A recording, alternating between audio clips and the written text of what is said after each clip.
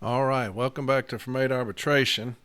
Today's going to be a very quick episode. I know I say that a lot of times and it ends up being 2 hours, but I'm working on an arbitration. This is arbitration week, so anybody that knows me knows that I shut down during arbitration week.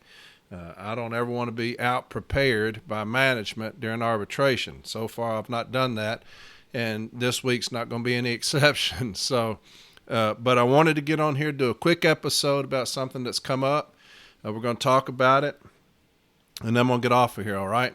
A lot of stuff going on social media, and a lot of people sending me things about these TV screens that are put up in these offices across the country with this route data put on them. And a lot of things being said, can we grieve it? What would we grieve? Some people even said, I don't see a grievance. I'm not like that. Look, I'm going to grieve everything that management does. Anything that they do, I'm grieving it. Win or lose, I'm going to grieve it. And when you say, I don't see anything wrong with them putting up route data, when we are conditioned, like management has done us with this hour office time, they have conditioned us across this country with that so far, so much so that even people in the union have accepted it. When they condition us about stationary events, we can use this scanner data to watch y'all do these stationary events. A lot of the people in this country, as far as the union are concerned, have given into that and won't even fight it. These parameters that now they're saying are standards, you see TRAPs are already accepting that. So they've conditioned us. Anytime that they do something like this, it's to condition us. So I'm always going to grieve it. I'll always grieve it. Because fuck management. I don't want them to do anything. I don't want them to get anything over on my people if I can help it. If we grieve it and lose it, who cares? They're already doing it. You're not going to lose anything. If you lose it, B team says they can do it, okay, they're doing it anyway. If we win it, it's another foot in their ass as far as quit fucking with us. And that's how I feel about these things. Whenever we grieve things, whenever I say grieve everything, anything that management does, grieve it. If we lose, we don't lose anything, okay? But I'm going to grieve everything that these sorry, low-down motherfuckers do. I just saw somebody post on social media, an anonymous poster saying, hey, management's watching these Facebook posts. Be careful. Fuck management. That's how I feel. I had somebody again message me this week, hey, they're listening to your podcast. Good. Fuck those motherfuckers. They're the most dishonest, unethical, lying, cheating individuals I've ever seen in my life. I told you, I trusted the inmates more than I trust management. Management will do anything that they can to lie on you, to cheat you, to steal from you, to fire you. No matter what it is, they will do it. So fuck them. I'm going to do everything I can to fuck them over through the grievance procedure. And that's just how I am. That's how I feel. A lot of people don't like me. I don't give a fuck. A lot of people don't like me running for business agent. Don't give a fuck about that either. I'm going to do whatever the fuck I want to do. And if we need more of me to get up there to put our foot in the union's ass to do something better or something more for the letter care, so be it. Then we'll go up there and do that. But this is just another thing of management trying to fuck us over with these TV screens. Okay, so we're going to grieve it. What's happened is on Discord, there was a group of carriers. I told you Discord's live now. Those people is 24/7 on Discord. So we had a group of people get together and make a grievance starter for this. And it's very good. And Jeremy's going to put it up on from8arbitration.com. So when you get on from8arbitration.com, look up this episode. Obviously, it'll be the last one on there. And he'll have this grievance starter for you, prompt it, and then you can use this, okay, to fight these TV screens being put up that are fucking with us with this route data, okay? So get on there and get this grievance starter. Now, the people who did it, now their screen names are Pura, Nixie Knox, Tim Fisher, John, and Cole Billups. They got together and made this grievance starter, okay? So kudos to them for doing that. What I'm going to do is I'm just going to read the grievance starter, okay? I'm just going to read it. I could just say just go there and look at it, then my episode will be 5 minutes. So I'm going to read it, And then I'm going to read an arbitration site that Paul Bolanger, when somebody was asking questions about this, he said, hey, look up this site. So that's what I did. I looked it up. So I pulled it up, and Jeremy's going to put this on from 8arbitration.com as well on this episode. And it's 28556A and B, 28556A and B, and it's from Peter Clark. And I'll read that in just a second. But Paul Bolanger said, hey, somebody get on there and look this up, and it'll help you. So that's what I did. And so that's good stuff coming out this week as far as these TV screens and the data put on them, okay? And so I'm going to read this grievance starter to you, and you can request more stuff if you need to, if you can think of something, if you get with your president or who Formal A and you can think of other things to request, do that. If you send it to me, I'll read it on air, okay? But this is the grievance starter from management putting up those TV screens with our route data, showing package deliveries, who's still in the office, who's out of the office. We're going to grieve that, okay? So here's the grievance starter. It says it's got a local grievance number. That obviously will come from you. Suggested request for information list. 1. Who ordered the information to be put on the screens? That's critical because when I read this arbitration decision, you're going to see where management is kind of kicking the can down the road. They're putting it off on somebody else. Who ordered the information to be put up on the screens? Chances are local management is completely oblivious, and this came from higher up. Knowing who ordered the information to be made public can make them a target for one of the remedies. I'll say this. JB is dealing with our office time in our installation. It's finally come here. And he is firing management's ass up. And so he gave the steward a list of things to request, and the steward said, I want to know who told you to implement this hour office time that came from higher up. Give me the name of the higher up. Well, hang on just a second. They never gave us the name of the higher up. They ended up saying, we just did it. So they're trying to save their boss by doing that. Their boss is telling them something to do that they know is unethical. It's a metric that they've just pulled out of their ass. So to save their boss, they're saying, we did it ourselves. So we know it came from the AVP because those dumb fucks came out with that thing talking about the metrics. So anyway, knowing who ordered the information to be made public can make them a target for one of the remedies. 2, what is the contractual provision, memorandum of understanding or MOU, postal policy, ELM provision, and or memo that allows this information to be posted publicly? That's a great request because it's going to put management's position on record. And they can't change that. Once that position is on record, once you request that and that position is on record, when I was cross-examining the district manager, the very first question I asked, put her answer on the record. This is what you looked at. It cannot change from here on out. That's what you looked at. The record is set. That's what this is here. It's getting the record set. I'll read it again. What is the contractual provision, memorandum of understanding, postal policy, ELM provision, and or memo that allows this information to be posted publicly? This is a broad request, as it should be. They also might not give you anything, as there should be no reason that information should be broadcast like that. 3, please provide any and all emails ordering the screens to be put in, as well as any and all emails concerning the information being put up on the screens. Another very good one. Any information you can get about these screens being put up is useful. Furthermore, if you get an email saying something to the effect of, to improve performance in the office or to aid in hitting delivery metrics, that can be used to show a violation of M1242. The Joint Statement on Violence Behavior in the Workplace, making the numbers is no excuse. Okay? 4, route carrier daily performance analysis report for dates. Got a date range. These reports show the DOIS projections as well as when the carrier returned and the variance between the two. When combined with pictures on the slides of the TVs, these should match or be very, very close. Close enough to show that management is using the DOIS projections to show how much a carrier is over under on the TVs. Now, this arbitration site is going hand in hand with this. When I read it, you're going to see this is hand in hand with the information that they're requesting right here, okay? Goes on, suggested request to interview list. 1. The city carriers whose routes are being put up on the screens. When filing a grievance concerning disrespect, you need to show who is being disrespected.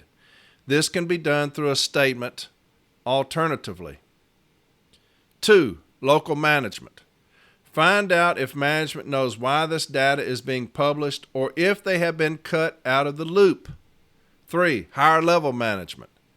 In the event local management has been cut out of the loop, start interviewing those responsible. You won't know who it is until they give you your requested information. Number 1 and 3 on the request for information list. Suggested interview questions for management. 1. Has performance data for city letter carriers been posted in a public place, such as on a television screen? 2. What is the benefit to a city letter carrier for other carriers to know others' performance data? Great question. 3. From what contractual article, handbook provision, MOU, or postal policy is the accepted method to publicly post city letter carrier performance data? 4. Non-postal employees ever come into the office and enter the workroom floor? It's got a bullet point. In my office, we have non-postal employees who pick up packages for the university, drop off 5-gallon jugs of water, refill the snack machines, etc.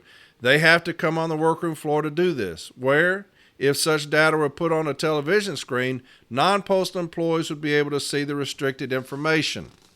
5. What does restricted information mean? Because that's on these screens, right? When you see all these pictures of these screens, it says on the bottom restricted information. So it says, what does restricted information mean? 6. Are craft employees such as city letter carriers meant to view restricted information? Very good question. If it's restricted, who is limited to see that? It's got to be restricted for somebody, right? 7. Are non-postal employees meant to view restricted information? Getting in their ass. 8. What is the benefit to management to publicly post that information when they have the data at their fingertips? 9. How does management think this promotes an atmosphere of mutual respect? 10. Are any performance data from managers publicly posted? Very good. Are any performance data from managers publicly posted?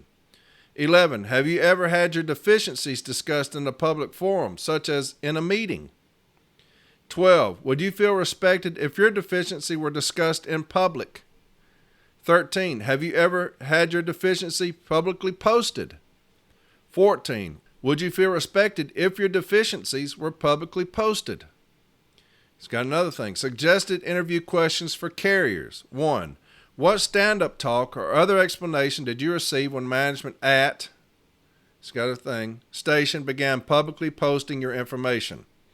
2. Did any manager talk to you about your performance? 3. Was any of this performance data about you posted in a negative light? 4. Do you provide a PS Form 3996 to a supervisor when you think you'll be over 8 hours on the route? 5. Who has spoken to you about any deviation in the time you actually took to complete your route and the expected time? 6. Has your route information been publicly posted? 7. How do you feel about your route being publicly posted? 8. Does publicly posting your route make you feel that you and your privacy are respected? 9. Do non-postal employees ever come into the office and enter the workroom floor? And it has this as a little caveat. Think of anyone. Does anyone come to refill snack drink machines? Do any customers come into the workroom area to retrieve large quantities of mail? Do any family members enter the work area for retirement parties? Issue statement. Here's you an issue statement. Block 15 of PS Form 8190. Did management violate Articles 15.3a, M 853 via Article 15 of the National Agreement and Section 115.4 of the M39 Handbook via Article 19 of the National Agreement when they publicly displayed carrier route performance data, including but not limited to leaving and returning data? If so, what is the appropriate remedy? It's got unions, facts, and contentions, Block 17 of PS Form 8190. Facts, ELM 370 states in part, Postal Service employees are expected to conduct themselves in a manner that reflects favorably upon the organization and perform their duties in the most efficient manner. Both the supervisor and employee have a mutual responsibility to achieve these goals. EL 312, Section 584.53 states in part, discussion, training, and counseling can correct most deficiencies. The manager makes additional formal evaluations only when informal evaluations are unsuccessful and only after employees understand their deficiencies and have had a reasonable opportunity to correct them. Article 16.2 of the National Agreement states in part, for minor offenses by an employee, management has a responsibility to discuss such matters with the employee. Discussions of this type shall be held in private between the employee and the supervisor, not on a TV screen. M39 Handbook Section 115.4 states, the National Agreement sets out the basic rules and rights governing management and employees in their dealings with each other, but it is the frontline manager who controls management's attempt to maintain an atmosphere between employer and the employee which assures mutual respect for each other's rights and responsibilities. M853 states in part, the issue in this grievance involves requirement of carriers to record their daily leaving and return times on a tablet placed on the carrier cases. It was mutually agreed that the following would represent a full settlement of this case. Such leaving and return time notations are inappropriate and will be discontinued.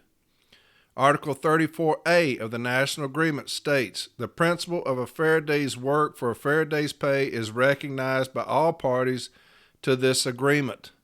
Article 15.3A of the National Agreement states, the parties expect that good faith observance by the respective representatives of the principles and procedures set forth above will result in resolution of substantially all grievances initiated hereunder at the lowest possible step and recognize their obligation to achieve that end. Contentions. M853 was signed in 1983 and prohibits publicly posting leaving and return times at carrier cases. The informed facility screens are posted in the area of carriers' cases and contain notations of carriers' leaving and returning times. This information is displayed on a large television near the supervisor's desk. Management is publicly posting by route whether the carrier is late, on time, or early. This is also done on the screen that displays what carriers are on office time and what carriers are on street time. The screens also include information about parcel delivery and end-of-day non-delivery of parcels. Exhibits, and it's got a line for you there, are pictures of their relevant screens. So all these screens y'all see on social media, screenshot those and put them in your file. The screens all only show if they're putting the screens up in your station now. If they're not doing it, don't grieve. Obviously, don't file a grievance if they're not doing it. If they're doing it in your station. The screens also only show, however, city routes. They do not show all city routes. They do not show any rural routes. They do not show any performance data of clerks, mail handlers, or custodians. They do not show any performance data of supervisor or other managers. That's a great contention right there. That's a fantastic contention. By publicly displaying carriers' route and performance data, including leaving and return times, management has violated M853 via Article 15 of the National Agreement. The national parties settled this issue in 1983 when M853 was signed and management is failing to comply with the signed grievance settlement. This failure on management's part falls far below the good faith observance expected by the parties in Article 15.3a of the National Agreement. In 2002, then Postmaster General Patrick Donahoe distributed a letter regarding arbitration award compliance, which states in part, and that's 1517 if y'all heard us talk about that, compliance with arbitration awards and grievance settlements is not optional. No manager or supervisor has the authority to ignore or override an arbitrator's award or assigned grievance settlement. Steps to comply with arbitration award and grievance settlements should be taken in a timely manner to avoid the perception of noncompliance, and those steps should be documented. Exhibits, and it's got a line for you there, are statements, interviews of city letter carriers whose performance data has been posted. These carriers state that no stand-up talk was provided or any other explanation before this program was implemented. These carriers state that having their performance data publicly posted seems like an intimidation tactic or a shaming tactic. They have felt no benefit from having their performance data publicly posted. They have felt singled out because not all carriers have had their performance data posted. The interview statements evidence the fact that management has not fostered an atmosphere of mutual respect, instead undermining the atmosphere of mutual respect through publicly identifying carriers' performance data. Local management claims that they have no control over the public posting of performance data in their own office, but they are responsible for the work environment in their office. That is what M39 Handbook for Supervisors and Managers states in 115.4. The frontline manager has that obligation. Local management already has access to all this data via either DOIS or tax. If management wants to devise a tool to organize this data for the use of managers, they can and should do so without publicly posting that data. The leaving returning data is also disturbing in the clear connotation of deficiency from late being in red and the clear connotation of it being good to be early, both in leaving and returning from the green color of those graphics. This is outside the spirit and principle of a fair day's work for a fair day's pay found in Article 34. Management is using the TV slides as an intentional tool to publicly shame employees. The union contends that publicly posting carrier performance information is disrespectful and in violation of M39 Section 115.4. On top of the violation of M853, management has responsibilities in regard to carrier performance, including those enumerated in the M39 Handbook 115.3. The union contends there is a reason for Article 16.2 job discussions to be held off the workroom floor. Carrier performance is to be discussed in private, not in public. Article 16.2 discussions are not disciplined. The private nature of carrier performance is mandated in Article 16.2. Remedy, Block 19 of PS Form 8190. 1. Management will cease and desist violating Article 15. 2. Management will cease and desist from violating previous national level grievance settlement H1N 5KC 6754, noted as M853 in the instant grievance. Management will cease and desist from violating Article 19. Management will cease and desist violating Section 115.4 of the M39 Handbook. Management shall cease and desist from publicly displaying any information that concerns carrier performance. 6. This decision will be precedent setting and citable in the blank installation. 7. Future violations of the same nature will result in an escalated monetary remedy to ensure future compliance. So there's your grievance starter, and it's fantastic. Absolutely fantastic. They hit all the nails on the head on that one. That is what I was telling y'all the business agents should be doing. That's what business agents should be doing. They should have gotten their collective heads together and said, hey, y'all dealing with these TV screens? Not yet. We are. Let's get a grievance starter so we can disseminate those across the country. So if it happens, y'all got it in your hands immediately and you can grieve it. Hell, we had to get somebody from Discord, a group of Discord people to get together to do that. Not that there's anything wrong with that. Those minds on there are brilliant. They're always on there talking shop.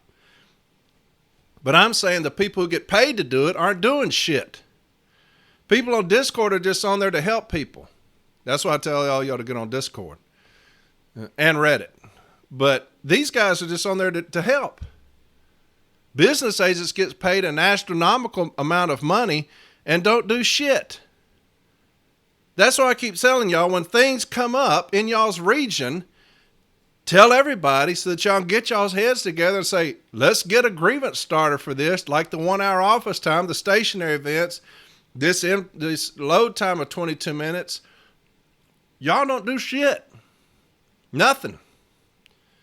Like I said, it's 15 different unions. Y'all sit up there, all y'all sit up there with your fucking thumbs up your ass. We got people on Discord doing more than y'all are doing. But y'all get on from 8arbitration.com and get that off of there. And there's you a fantastic grievance starter by some fantastic individuals on Discord. There you have it. Less than a week. Grievance starter for you. Bam. Goes out nationwide on from8arbitration.com. A grievance starter for the entire nation on from8arbitration.com based off of some individuals on Discord who decided to get on there and say, hey, we're not going to take this shit. This would be a good place for a fucking union, man, I'm telling you. The letter carrier craft would be a good place to have a union take over and fight for us. We ought to think about that. A new leadership one. I don't know. Hell, who am I? Here's this arbitration site. I'm going to read it and I'm going to get off of here because I'm busy. It's arbitration 28556A and B, 28556A and B. Jeremy will have this up for you on from8arbitration.com as well as that grievance start, okay? And it's from Peter Clark. And it says the grievances are sustained. The Postal Service improperly utilized the Delivery Operations Information System, DOIS, figures to set the carrier's leave and return times in violation of the M39 handbook. In addition, the improper use of the DOIS figures created a hostile work environment for the carriers. This is going to go hand in hand with your grievance starter, okay? Listen to me now. It's got issues whether the Postal Service violated the national agreement, including the applicable handbooks and manuals, by using DOIS recordings to set carriers' daily office and street each morning. If so, what is the appropriate remedy? 2, whether a hostile work environment was created by the Postal Service's use of DOIS to set carriers' daily office and street time. If so, what is the appropriate remedy? It's got relevant contract provisions, Article 3C, Article 19, Section 115.2 of the M39 Handbook, using people effectively, Section 115.4 of the M39 Handbook, which we had. Section 122.21 of the M39 Handbook. Section 122.22 of the M39 Handbook. Section 122.23 of the M39 Handbook. Section 242.311 of the M39 Handbook.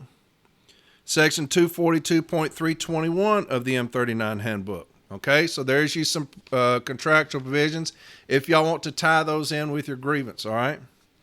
Relevant facts. On February 14, 2009, Supervisor Reese Davis posted a laminated placard at each carrier case. The placard had spaces to write in the number of letter pieces, flat pieces, and the expected leave and return times for the individual carrier. On February 17th of 2009, Supervisor Davis was questioned about why the placards were posted at the carrier's cases. That's similar to what y'all just heard on this information request, right? Supervisor Davis responded that the placards were only there to comply with the POM who may come by the facility and would want to see the placards displayed. Nothing further was discussed with the carriers at that time. On February 24th of 2009, before the carriers began tour, a Supervisor Davis began walking around to each carrier's case and recording on the posted placard the piece count of amount of letters and flats taken from the Delivery Operations Information System. The DOIS numbers were generated from the workload status report. The DOIS numbers were also recorded before all the mail was available for the carriers to case for their routes. In addition to recording the DOIS numbers, the supervisor began informing the carriers of their leave and return times based on the DOIS numbers. After receiving the DOIS numbers and their leave and return times, the carriers would then inform the supervisor if they needed any help to complete their route in the allotted 8-hour time period. If additional time was needed, a carrier auxiliary control form 3996 was filled out and the supervisor would either approve or disapprove the request. On March 10, 2009, a grievance was filed regarding the new manner in which Postal Management utilized the DOIS numbers and determined the carrier's leave and return times. The grievances went unresolved through the lower grievance levels and were appealed to arbitration to be heard by this duly appointed arbitrator. He's got the union's position. I'm not going to read that. It says, whether DOIS is primarily used to set leave and return times. In the arbitrator's opinion, the sum of the testimony provided at the hearing indicated that beginning on February 24th of 2009, a shift occurred in the philosophy regarding how leave and return times are determined. What was once to the carriers a process whereby their experience and expertise were relied upon with management tools such as DPS mail counts became more of a rigid do as DOIS suggests directive, What was never explained, strangely enough, was why a change was needed at all. That's very good for what you're doing here. Why put up the TV screens? I believe they referred to that in their this grievance starter. Why put them up in the first place? Just what he says. What was never explained, strangely enough, was why a change was needed at all. Why do you need to do that? We have avenues where you can take care of these things. 16.2 discussions. You can talk about my performance if I'm not, if something's wrong with my performance. That's what he's saying. Why was a change needed at all? Absolutely no evidence was introduced about what prompted the change of the process beginning on February 24th of 2009. Perhaps some time of comparison of the carrier's leave and return times before February 24, 2009 and after would have shed light on the need for the change. Instead, what was presented at the arbitration hearing was more argument about why the Postal Service could use DOIS numbers, among other factors, to determine carriers' leave and return times. The arbitrator was simply left to speculate why the Postal Service believed the obvious reliance on the DOIS numbers after February 24, 2009 was justified. That said, the testimony by Supervisor Davis suggests the contrary to the M39 handbook and various grievance settlements contained in the record. The DOIS numbers are the primary, in some cases only, method of determining carriers' leave and return times in Shawnee. As much as he later tried to incorporate other factors in his consideration, Supervisor Davis made it abundantly clear that the DOIS numbers were first and foremost the determining factor for carriers' leave and return times. That's why it's critical to get them on the record when they're talking about these questions. Get them on the record. Here you got a supervisor getting an arbitration trying to incorporate different things. He's trying to expound on his arguments at arbitration. Get them on the record beforehand. That way they can't do that. Their position cannot change. Okay, so get them on the record like this grievance starter talks about. Who did it? Why? Saw this, it's the common who, what, when, where, why. I answer all those things. Have them answered before this grievance goes to arbitration and nail management down to their position. Why did y'all start incorporating this? What changed where you needed to do this? All these things are great. Rather than being one of many factors, utilization of the DOIS numbers is the starting point and, unless proved otherwise, ending point. Supervisor Davis's account of his daily routine started with the workload status report, which compiled the DOIS numbers into the carrier's projected office and street times, leave and return times. From that point, it was an uphill battle for a carrier to convince Supervisor Davis why the DOIS numbers were not accurate or why a 3996 was needed. The testimony of carriers Whitehead, Young Wolf, and Newport revealed that the carrier is, for the most part, now left out of determining the carrier's own leave and return times. The new procedure employed at Shawnee does not mirror the M39 handbook, section 122.21 and 242.321, which sets out the manner in which leave and return are established. Those provisions provide the following, and he has those in there for you. Although Section 122.21 does reference the utilization of workload data, it is only one of several factors for determining leave time. Therefore, the Postal Service violated the M39 handbooks and related settlement agreements by primarily using DOIS numbers to set carriers' leave and return time.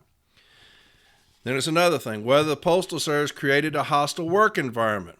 The union argues that Postal Service created a hostile work environment by using the DOIS numbers to set the carriers' leave and return times.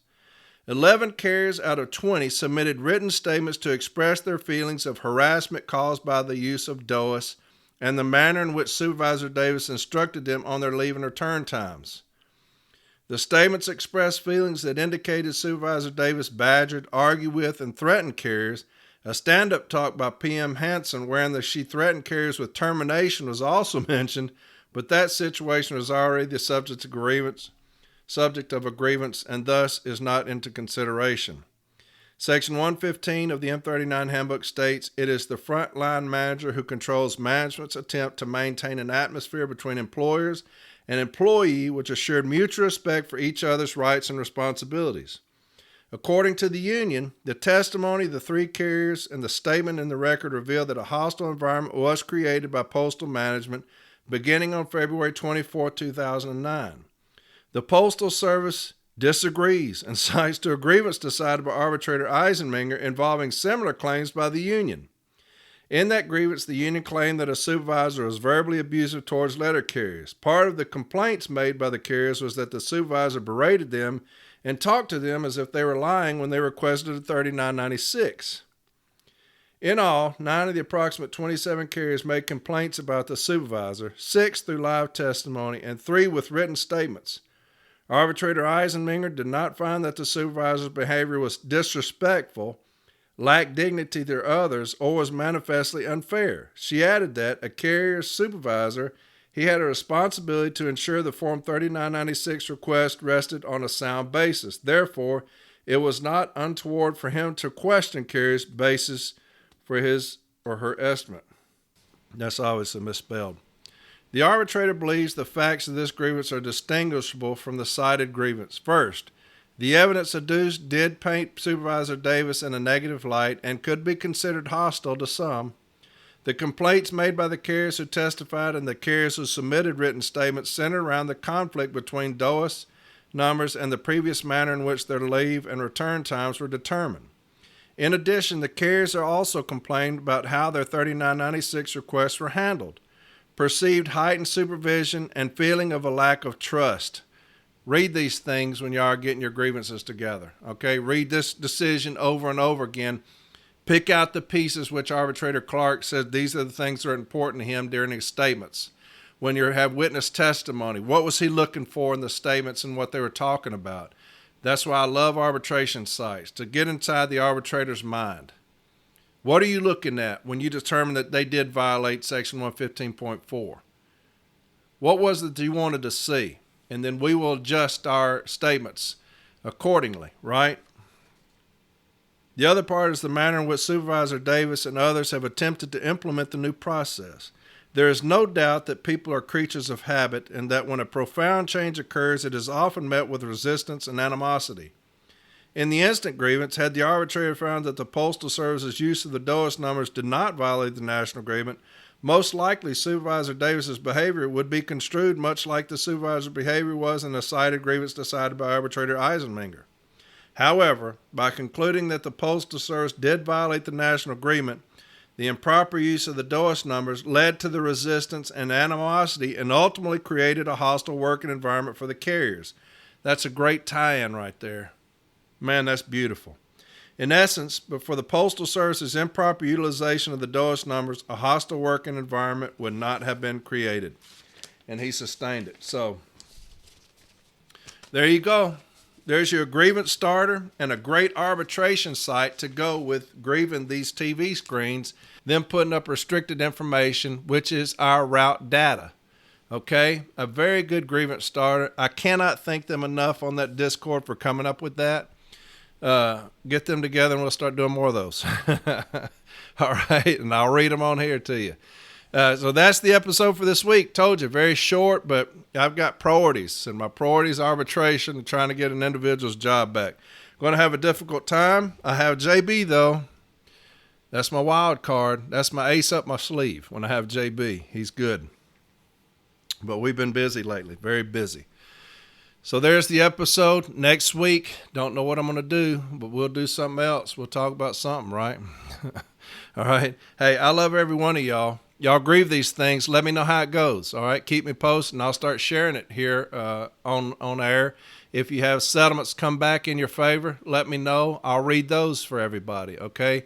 And we'll be as educated as we can when these things come down. Forget the business agents. They're not going to help us. They're not going to participate in it.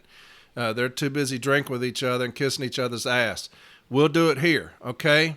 And so anytime there's a topic, we'll just start putting grievance starters out from majorarbitration.com. How's that sound? And we'll grieve them here. Y'all have a fantastic rest of the week. Y'all be safe out there, and I'll talk to y'all next Sunday. All right? Bye.